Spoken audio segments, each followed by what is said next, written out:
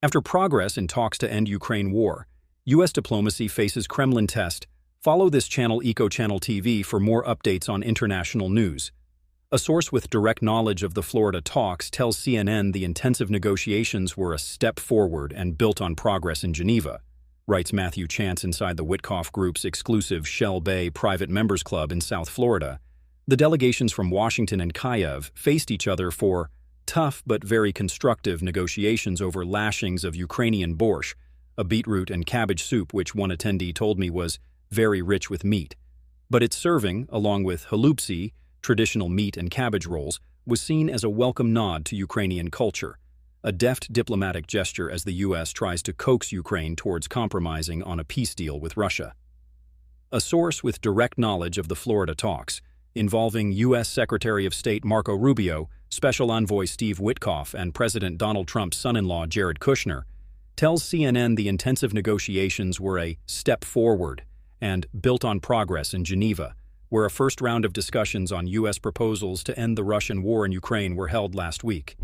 It would be very premature to say we finalized everything here, as a lot of things have still to be done, the source told CNN. But the meeting was very focused, and the most problematic aspects of the peace proposals were discussed in detail, the source added, hinting that tentative progress in some areas could be made.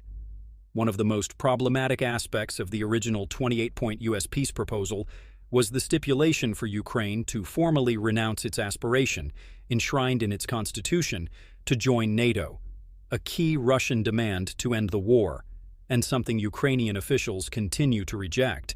However, the CNN source now says negotiators have discussed a possible scenario in which Ukraine would effectively be barred from joining the U.S.-led Western military alliance via arrangements that would have to be negotiated directly between NATO member states and Moscow.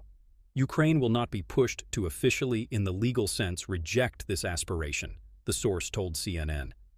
But if the United States has something to agree upon with Russia bilaterally, or if Russia wants to receive some assurances from NATO multilaterally, then this is not engaging Ukraine in the decision-making process, the source added. A final decision on what would be a highly sensitive compromise, likely to be unpopular among NATO states, has not yet been taken and would ultimately be made by the Ukrainian president, the source stressed to CNN. But it suggests that, as U.S.-Ukraine negotiations proceed, and as Witkoff travels to Moscow for talks at the Kremlin, creative solutions to tiptoe around Kyiv's red lines are being explored. Another one of those problematic areas is the Kremlin demand, which also found its way into the 28-point U.S. peace proposal for Ukraine to surrender territory